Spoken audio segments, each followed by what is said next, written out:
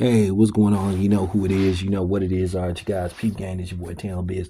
All right, so let's cook on this for a minute. So I just wanted to talk about this because, a lot of people are starting to bring this up. Well, the real media, I'm not going to say new media, all that kind of stuff, real, objective, fair media who are willing to call out the double standards, that go on in boxing. And like I said, I got another video that's coming out because like I said, I'm really sick of Ryan Garcia and his fake ass because somebody need to say this about Ryan Garcia's punk ass. And that's just real talk. He ain't in no position to say anything or criticize Bud about anything. So we'll get to that in a minute.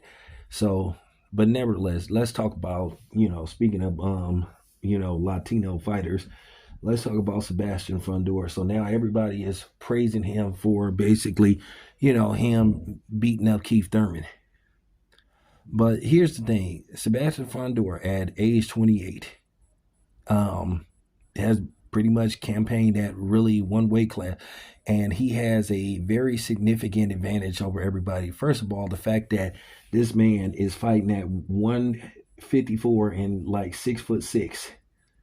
I mean, of course, in all likelihood, he should be the favorite over everybody. He has a height advantage. He has a reach advantage, you know. And the funny thing is, he doesn't get called a weight bully. But Devin Haney, who's moved up 4 weight classes at 27 since he began his professional career, get called a weight bully. But he's never, put any rehydration clause in anybody's contracts. But people are saying, oh, because he rehydrated overnight, then, he's a weight bully. But then Canelo, who had 5 straight fights at a catchweight, ain't considered a weight bully, or as I used to call, a weight pimp. Because at the end of the day, he got away with this. But the funny thing is, when you bring that up with Canelo, oh, well, he's A size, so you need to comply. Well, okay, well then he isn't as good as he's made out to be then if he needs a advantage or he has to put a weight clause and a rehydration clause. Look at the people that he made come up in weight. And finally, the one dude that he thought was just coming up there to collect a paycheck beat his ass. And we know who that was. That was Terrence Crawford. And that was real talk. And that was one of the biggest joys in my life, seeing Terrence Crawford go up 3 weight classes. Well, a pit stop at 154, but he basically went up 3 weight classes and whooped on Canelo, beat him decisively. And then the funny thing is, people just thought it was going to be just, a cash out for Terrence Crawford. He just was trying to cash out, and people thought this was going to be a cakewalk for Canelo. And I love the fact how many excuses were made and how many upset Latinos there were the night Terrence Crawford ruined everything, reshaped boxing. And now I see Terrence Crawford is paying a stiff price. And it's funny how Terrence Crawford isn't appreciated. The sad part about it is you hear, it's bad enough. I expect non-blacks and particularly Latinos to try to tear down Terrence Crawford. But when you see it from blacks, that's the sad part about it. And this is what I mean by a lot of times we can't stick together for shit. And it pisses me off. Real talk. We are never on code. Never, for the most part. It's some that's on code, but then there's some that isn't. But the thing is with Sebastian Fundora, when are we going to start pressuring him to go up in weight?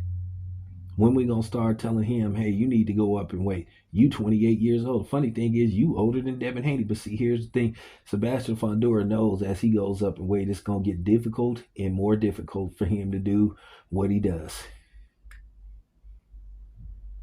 You got Anthony Joshua, who is the same size as Fundora, fighting at where he should be fighting, which is heavyweight. Like I said, at the bare minimum, Fundora should at least be fighting at between, light heavyweight, maybe cruiserweight. I mean, I guess I would be okay with super middleweight, but that's the thing. I laugh at the fact that for years they've been calling Devin Haney a weight bully. They called Errol Spence a weight bully, but the real weight bully has been Canelo. Manny Pacquiao has fought at quite a few catch weight fights. A few.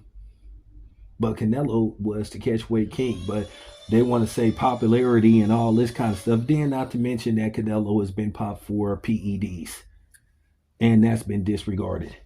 But then you had the same people that want you to do videos of somebody that's melanated get popped for PEDs. But then lately, it haven't been nobody really getting popped for PEDs, because we all know who been getting popped for PEDs. You know, they have a Hispanic last name, or they're, white Eastern European, but I'll call it right down the line. And like I said, this man got a 80-inch reach. The average, and you can look this up, the average welterweight, junior middleweight, even middleweight is from, usually 5'6" to, at best, maybe 5'10", 5'11". But this dude is 6'6", and I love the fact that they basically took his height down like a half an inch, because some people say that Fundora is like 6'7", but that's what I'm saying. Nobody calls this dude a weight bully, but Devin Haney is a weight bully. But if he can make the weight comfortably, then what's the big deal with Devin been making weight comfortably for whatever weight class that he fought at, but y'all had a problem with that. So how is Devin Haney a weight bully? Devin Haney hasn't put a rehydration clause in anybody's contract. But like I said, this dude is getting celebrated. Now, before you come on here and say, well, he did lose a fight, he did get knocked out, but according to y'all, that was a lucky punch. But in boxing, all it takes is one punch. And if you look at the fight, Mendoza was struggling, but he landed a money shot. But still, at the end of the day, Fundora should be favored pretty much against everybody, because he has a height advantage, he has a reach advantage. Now, I'm not saying it's impossible for him to lose, but still, he has a literally big advantage over everybody, but he's not getting criticized for that. But then I hear people talk about other people need to move up in weight, they need to challenge themselves. Once again, this dude is 28 years old. Oh, I know he's going for undisputed. Well, why can't he go up to another weight class and go for undisputed at maybe super middleweight or light heavyweight? But then again, there's some big punchers at light heavyweight. Those dudes, a lot of those dudes are 6'1", 6 feet and up. So it would be a difference. There would be a bit of a difference in height. Once again, Bibble, 6 feet, 6'1". Arthur Better be 5'11", 6 feet. Keith Thurman, 5'8". 5'8". 5'8", 5'7", something like that. The dude is towering over people, and he getting credit and respect for that. I know, Tam. Hey, Tam, why are you making this about race? Why are you making it? Well, he's making weight. That's not fair. Why are you tearing him down? Because y'all tear down the fighters that look like me. Y'all discredit any fighter. Don't give them credit for nothing. It don't matter who they fight. You find something wrong. But here it is. This man, and I'm really trying to be cool. I'm trying not to call this dude out his name, but here it is. This dude, that's the thing. He called himself the Towering Inferno. Towering. That means he's extremely tall. Extremely tall. This dude has, for the most part, this dude has at least anywhere from, who knows? This dude has anywhere from a 6 to 7 inch, advantage over somebody. Then he has like a 13-inch reach over everybody. Once again, we all know if he went up in weight, he would get his ass lit up like a Christmas tree, because some of those big punchers, they would break him down. Why ain't he being asked to challenge himself? But, like I say, the brothers, they got to fight everybody and their mama. They can sit up there and beat up the devil on somebody. Well, you just caught, see, what you don't understand is, see, he caught Satan at the wrong time. Satan was old. So, you know what I'm saying? He for real, they just caught him. I'm serious. This is what y'all do. But y'all get mad at people like me who call this bullshit out. And I'm gonna keep calling it out. Like I said, I'm not here to make friends. And then the same thing with these fake ass black content creators and black media. You motherfuckers is coons. Y'all are hypocrites and y'all frauds. Y'all don't have no problem going in and tearing down these black fighters to get views and likes from these piece of shit racists. But me, I'm the one that call it how it is. I'm the one that's really objective. I give credit to fighters that are not black. I give them all the praise in the world when they put up a great performance. But too many times I see these dudes basically minimizing and compromising their channels and themselves just for views and likes and money. That's what you call being a sellout. And I'm not selling out, and I'm not compromising my channel, and I'm not saying what you want me to say. When I criticize black fighters, it's a assessment. I'm not trying to tear them down. I'm not always trying to put them down, because I want pat on the backs from people that don't look like me. Motherfuck y'all. Real talk. The hell with your pat on the backs. I don't want it. For real. Keep your hands to yourself and keep your virtual hands off me. Real talk.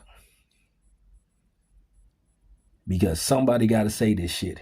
While a lot of y'all are scared and just ignore it, like I said, y'all have no problem.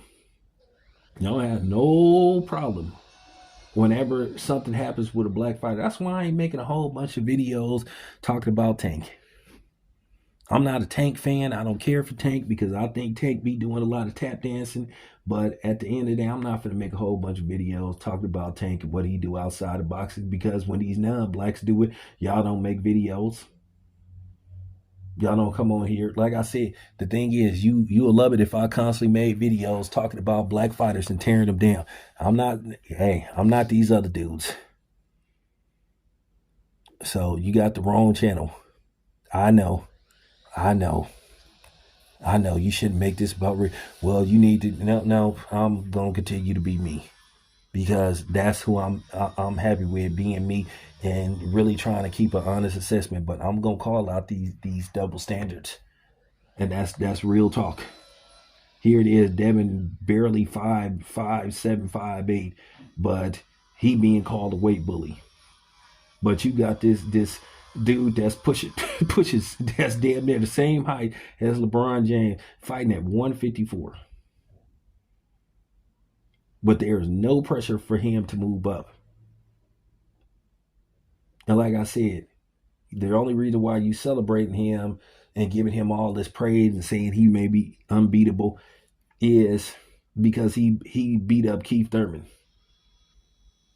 A black fighter, a melanated black fighter. Now, I promise you, if he fight Boots and Boots beat his ass, which I think Boots capable of doing that, but Boots got to want it. But I think if Boots trains properly and does film study, I do feel like Boots can get past him. I think Boots can find a way to break him down and knock him out. And then if Boots does it, then you'll say, oh, well, he had already been knocked out before. The excuses will come, it's okay when they beat black fighters, but then when they lose to black fighters, then all of a sudden they're not any good. Yeah, I said it. I stand on it. Real talk. So y'all know not to come over here with that BS. And that's the thing. That's the problem with mainstream media. They putting BS out. You got people behind the scenes calling the shots and telling these dudes what to say and putting batteries in they back and being a puppet master with these dudes. Well, I'm sorry, I'll work for myself. And I'm not gonna keep sitting up here just just being silent about this stuff. It has to be said, it has to be called out. And that's just real. But anyway, this your boy Town, I'm out.